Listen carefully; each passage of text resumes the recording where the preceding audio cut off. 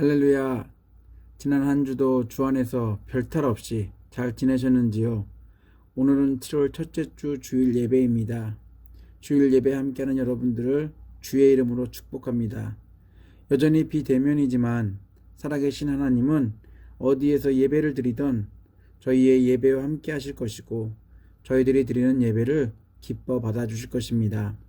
한 주 동안 살면서 세상에 물들었던 모습들은 내려놓고 신령과 진정으로 예배드리는 예배자들이 되기를 원합니다. 오늘 예배 중에 각자의 자리에서 성찬 예식을 하게 됩니다. 십자가에서 찢기신 예수의 몸과 흘리신 예수의 피 때문에 저희들의 몸이 찢길 필요도 저희들의 피를 흘릴 이유도 없게 되었습니다. 떡을 떼고 잔을 마시면서 저희를 언제나 사랑하시는 하나님의 사랑과 저희를 구원하시기 위해 십자가를 지신 예수 그리스도의 은혜와 언제나 저희와 항상 함께 하시며 하나님의 능력을 삶의 환경에서 드러내 주시는 성령의 능력이 예식에 참여하는 저희들 위해 넘치기를 간절히 소망합니다. 예수의 사람들이라는 호칭은 저희들이 원한다고 좋아한다고 불려지고 싶다고 불리는 호칭이 아닙니다. 교회에 출석한다고 교회 모임에 열심이라고 해서 다 예수의 사람들은 아닙니다. 종교적인 열심이라든지 신념 때문에 붙여진 이름이 아니기 때문입니다. 저희들은 개인의 공로나 노력, 열심을 통해 예수의 사람들이란 이름으로 불려지는 게 아니라 오로지 하나님의 은혜, 십자가에서 구원을 완성하신 하나님의 능력으로 예수의 사람들이 되었습니다. 예수의 사람들은 예수의 십자가 죽음과 부활이 2000년 전에 일어난 과거의 한 사건이 아니라 지금도 십자가의 능력에 대한 유효성과 영향력이 있음을 믿는 사람들입니다. 예수의 사람들에게 예수의 십자가 사건 언급 없이 지나칠 수 없습니다. 저희들은 예수 십자가 사건을 접하면서 저희 안에 그 무엇도 그 어떤 것도 자랑하거나 내세울 것이 없다는 것을 인정할 수밖에 없습니다. 십자가는 원래 예수가 아닌 저희들의 목이었습니다. 그러나 죄가 없으신 예수가 저희 대신 십자가에 달리심으로 저희들은 저주의 죽음 아래 살지 않고 영원한 생명을 주시는 하나님의 통치 아래 살게 되었습니다. 하나님이 십자가를 계획하셨고 하나님의 아들 예수 그리스도가 십자가에서 구원을 완성하셨습니다. 그러므로 예수의 사람들은 십자가에서 보여주신 하나님의 능력을 믿는 사람들입니다.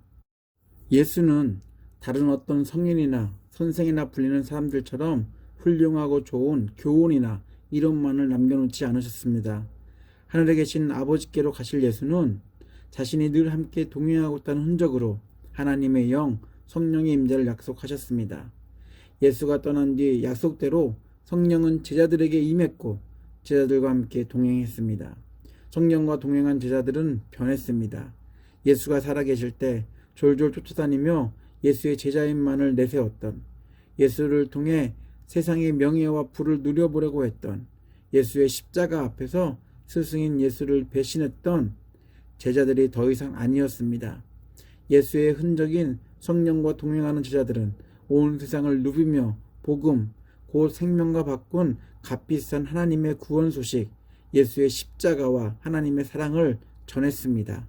많은 박해와 핍박 속에서도 예수의 흔적이 새겨진 예수의 사람들의 영향력은 아주 대단했습니다. 예수의 사람들은 경건하고 거룩한 삶을 살려고 몸부림치는 사람들입니다. 그럼에도 여전히 육신의 정욕과 안목의 욕심, 이생의 자랑이 속에서 꿈틀거리며 하나님과의 깊은 사귐과 온전한 관계를 방해합니다. 매일의 삶을 돌아보면 세상 사람들보단 덜하겠지만 저희들 마음에 품었던, 입으로 말했던, 행동으로 표현했던 것들은 그들과 별반 다르지 않음을 발견합니다. 그러면서 그리스도인으로서 많은 죄책감 속에 살아갑니다. 처음에는 이러한 것들에 대해 민감하게 반응했지만 시간이 흐르면서 반복되는 모습들과 죄를 조금씩 허용하면서 죄에 대해 무뎌지고 무감각해져 세상 사람들처럼 밖으로 드러내 보이지는 않지만 안 그런 척 이중적으로 삶을 살게 만듭니다. 결국 예배 속에서 기도하면서 신앙생활을 하면서 언제든 경험했던 하나님의 은혜가 좀처럼 느낄 수 없을 정도로 멀리 떨어져 버렸다는 것을 매번 느끼게 됩니다. 예수는 직접 제자들의 발을 씻겨주면서 예수의 사람들이 세상을 살며 피할 수 없이 겪게 되는 죄에 대한 무감각과 무뎌짐에 대해 설명해 주셨습니다. 예수의 사람들은 매일 발을 씻어 몸의 깨끗함을 유지하듯 날마다 하루를 돌아보며 죄의 생각, 행동, 말들을 하나님 앞에 정직하게 내려놓는 회개의 삶이 필요하다고 강조하셨습니다. 십자가로 은혜를 받았다고 평생 죄를 안 짓고 살 수 없습니다. 기도원에서 금식 기도를 한다 해도 죄는 피할 수 없습니다. 발이 더러운데 대충 씻거나 내일로 미루는 사람들은 없습니다. 더러우면 더러울수록 더 깨끗하게 씻으려고 합니다. 하나님과의 맡긴담들이 조금씩 높아지고 있다면, 그리고 죄에 대해 너그럽고 관대하다면 그럼 그럴수록 더 깊고 신실한 회개가 필요합니다. 예수의 사람들은 매일의 죄를 날마다 회개하며 하나님의 용서를 구하고 하나님이 베푸시는 은혜를 놓치지 않는 사람들입니다. 이스라엘은 애굽에서 종으로 살았습니다. 이스라엘은 애굽 왕을 섬겼습니다. 그러나 출애굽과 동시에 이스라엘의 왕은 애굽 왕이 아닌 하나님이셨습니다. 이스라엘의 왕이신 하나님은 생명과 거리가 먼 광야에서 아무 탈 없이 그들을 인도하셨습니다. 그리고 약속하신 가나안 땅에 정착하게 하셨습니다. 그러나 이스라엘이 힘들고 어려울 때는 하나님을 왕으로, 주인으로 불렀지만 어느 정도 살만하니까 왕이신 하나님을 잊었습니다. 하나님이 계셨음에도 불구하고 이스라엘에는 왕이 없다고 판단했습니다. 그리고 자신을 왕처럼 여기며 자신의 소견에 옳은 대로 행동하며 살다가 진짜 왕이신 하나님께 심판을 받기도 했습니다. 저희들 역시 예수와 함께 십자가에서 죽고 다시 살아나 예수가 저희들의 왕이 되셨고 저희들 인생의 주인이라고 고백했습니다. 예수를 주인으로 인정할 때 하나님의 능력을 경험할 수 있습니다. 저희들이 저희 인생의 주인이라고 저희들의 마음을 열어주지 않는다면 비록 성령과 함께 동행하는 삶을 살고 있을지라도 예수는 절대로 저희들의 주인이 될 수 없습니다. 그렇다면 하나님은 일할 수 없습니다.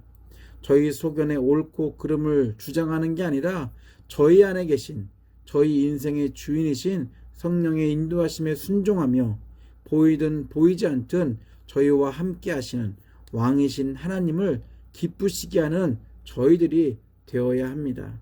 하나님을 저희 인생의 주인으로 왕으로 인정하며 저희 인생에서 일하시는 하나님을 경험하는 사람들이 바로 예수의 사람들입니다.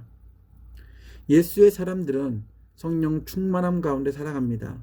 성령 충만함이란 어떠한 신비적 체험이나 은사로 말할 수 있겠지만 그것들은 현상 중 하나일 뿐 원래 의미는 성령으로 저희들의 마음을 채우는 것입니다. 예수를 믿기 전까지 저희들의 마음은 세상 가치관, 어떻게 하면 성공할까? 어떻게 하면 부자가 될까? 어떻게 하면 병들지 않고 건강하게 장수할까? 어떻게 하면 명화롭게 살 수 있을까? 어떻게 하면 이름을 남기고 죽을까 등 이런 것들로 가득 채워져 있었습니다. 그러나 십자가에서 저희를 대신해 죽으신 예수를 만나고 저희들 안에 임재한 성령의 인도하심대로 성령의 충만한 존재들이 되었습니다. 성령의 인도하심대로 사는 사람들은 저희들의 기대와 관심이 아닌 하나님이 하고 싶은 것들을 하도록 저희들의 삶을 내어드린 사람들입니다. 그러므로 성령 충만한 삶은 저희가 원하고 기대하는 것들을 이루고자 하나님을 이용하는 게 아니라 성령의 인도하신 대로 하나님의 뜻을 이루며 사는 사람들입니다. 성령 충만하다는 말은 저희 안에 계신 성령의 인도하신 대로 사는 것, 곧 하나님이신 성령의 말씀에 얼마만큼 순종하며 사느냐에 달려 있습니다. 성령의 말씀에 순종하며 산다는 것은 말처럼 쉽지 않습니다. 왜냐하면 저희들의 원하는 방향이나 삶이 아닌 경우들이 대부분이기 때문입니다. 그것들은 실패로 향하고 고난으로 인도하는 무능한 길처럼 보입니다.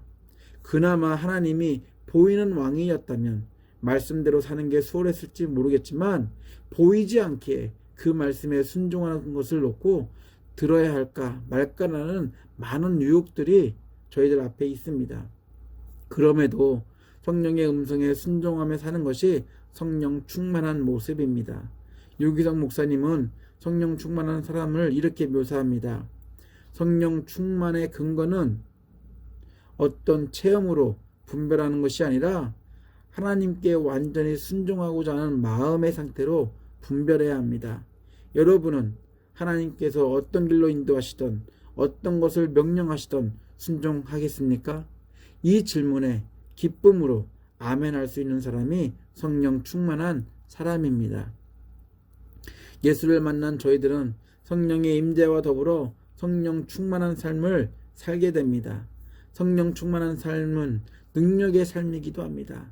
매번 반복해서 말하지만 능력이 있는 삶의 근거는 저희 자신이 될 수 없습니다. 저희 안에 계신 성령, 그 삼위일체 하나님 때문에 능력의 삶이 가능합니다. 하나님께서 저희들이 성령의 인도하심 가운데 살게 하신 이유는 성령 충만할 때만 세상에서 하나님이 저에게 맡겨주신 사역을 감당할 수 있기 때문입니다. 이사야 61장 1절로 2절입니다. 메시지 성경입니다. 하나님께서 내게 기름을 부어주시니 주 하나님의 영이 내 위에 임하였다. 주께서 나를 보내어 가난한 이들에게 좋은 소식을 전하고 마음 상한 자를 치유하며 포로된 이들에게 자유를, 감옥에 갇힌 이들에게 사면을 선언하게 하셨다. 그리스도인들은 하나님의 영이 임하자 세상을 바라보는 눈이 변했고 슬픔과 고통과 좌절 가운데 있는 그들에게 치유와 회복을 닮은 하나님의 능력을 선포했습니다. 어떠한 세상 방법으로도 해결할 수도 복구할 수 없는 상황일지라도 성령의 인도하신 대로 사는 사람들은 빛을 발해 치유와 회복에 가능한 하나님의 능력으로 그들을 인도했습니다. 저희들은 기나긴 코로나라는 환경을 통해서도 세상 안에서는 어떠한 희망이나 소망을 기대할 수 없음을 익히 알고 있습니다. 그러나 성령과 동행하며 성령의 인도하신 대로 사는 성령 충만한 사람이라면 우울한 세상을 기쁨의 세상으로 만들기에 충분한 하나님의 능력을 가진 사람들입니다. 하나님의 영이 임한 제자들도 분명 예수가 죽기 전 예수와 동행할 때의 제자들이 아니었습니다. 예수의 죽음과 부활을 경험한 제자들은 이전과 달리 예수의 약속을 신뢰했습니다. 예수의 약속은 성령의 임재와 성령의 인도하심으로 사는 성령 충만한 삶입니다. 제자들은 그 약속의 성취를 위해 기도하며 기다렸습니다. 제자들은 기대했던 것보다 더 큰 하나님의 능력을 경험했습니다. 유기성 목사님은 변화된 성령 충만한 제자들을 이렇게 설명합니다. 제자들은 주님이 약속하신 성령을 받기 위해 기다리며 기도했습니다. 그런데 하루, 이틀이 되어도 아무 일도 일어나지 않았습니다. 3일, 4일이 되어도 아무 일도 일어나지 않았습니다. 이 정도면 어지간한 사람이면 더 기다리지 않았을 것입니다. 5일, 6일, 7일이 지났을 때 누가 남아있겠습니까? 그러나 120명은 끝까지 기다렸습니다. 제자들은 능력을 구하는 것이 아닙니다. 성령님 그분을 원했습니다. 그들은 약속하신 성령을 충만하게 부어주실 때까지 기다리고 구했습니다. 그들은 결국 열흘째 되는 날 오순절에 강력한 성령의 충만함을 받았습니다. 성령 충만함이 임하자 그들은 권능을 받고 세상을 뒤집어 놓는 강력한 사역을 할 수 있었습니다. 제자들은 예수가 약속한 성령을 받고 성령의 인도하심대로 살았습니다. 성령의 인도하심대로 사는 것은 바로 증인의 삶이었습니다. 제자들이 증인의 삶을 살 때 하나님은 그들의 실력대로 하도록 그냥 지켜보시는 대신 엄청난 능력으로 그들과 함께 하셨습니다. 이사야의 예언처럼 치유와 회복이 일어났습니다. 슬픔이 기쁨이 되었습니다. 무너진 성읍들이 다시 세워졌습니다. 예수의 약속처럼 예수의 사람들은 성령 충만이라는 성령의 인도하심에 따라 증인으로서 세상 속에서 담대히 예수를 통해 완성된 하나님 나라를 전했습니다. 교회 생활과 신앙생활만 잘하면 되지 왜 성령의 인도하심이 필요할까요? 그리고 저희가 하고픈 것들을 하며 살면 되지 굳이 성령의 인도하심으로 가득한 성령 충만한 삶을 살아야 할까요? 왜냐하면 저희들 힘만으론 증인의 삶을 살 수 없기 때문입니다. 유기성 목사님은 이렇게 말합니다. 많은 그리스도인이 성령 충만함을 갈망한다고 말합니다. 그러나 정직하게 말하면 성령께서 행하시는 은사나 능력, 체험을 구하는 것이지 성령님 그분을 구하는 것은 아닙니다. 예수님을 이용해서 무엇을 얻고 이루고자 하는 것이지 예수님 자신을 원하는 것이 아닙니다.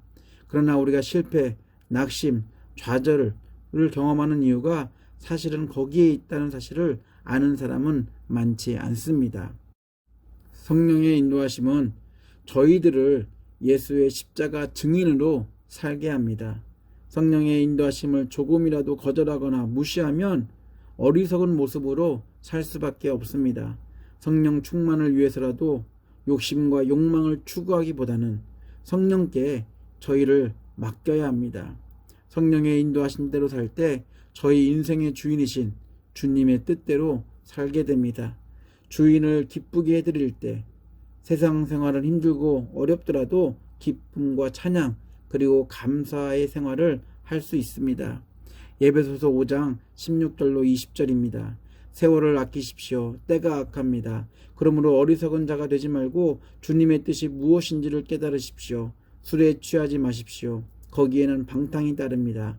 성령의 충만함을 받으십시오. 시와 찬미와 신령한 노래로 서로 화답하며 여러분의 가슴으로 주님께 노래하며 찬송하십시오. 모든 일에 언제나 우리의 주 예수 그리스도의 이름으로 하나님 아버지께 감사를 드리십시오. 저희들이 잘 알고 있는 복음은 무엇입니까? 단순히 듣기에 좋은 내용들입니까? 인생을 살아가면서 필요한 처세술에 관련된 지식입니까? 평탄한 인생을 위한 충고 정도입니까? 아닙니다.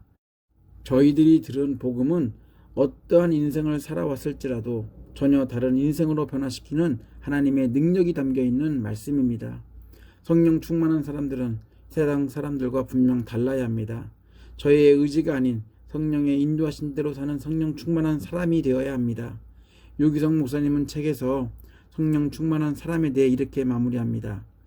성령 충만을 받으면 하나님을 알게 되고 마음이 새 힘을 얻습니다. 새로운 삶과 비전을 바라보게 되고 삶의 의미와 목적이 달라집니다. 자아를 추구하던 삶이 하나님을 추구하는 삶으로 바뀝니다. 성령 충만을 받으면 다른 사람과 더불어 사랑하고 연합하게 됩니다. 예수 그리스도의 복음을 증거하고자 하는 열정이 생기고 복음 증거의 능력을 받습니다. 성경에 저희가 잘 아는 부자와 나사로 이야기가 나옵니다. 부자는 세상에 사는 동안 모든 것을 누리며 살았습니다.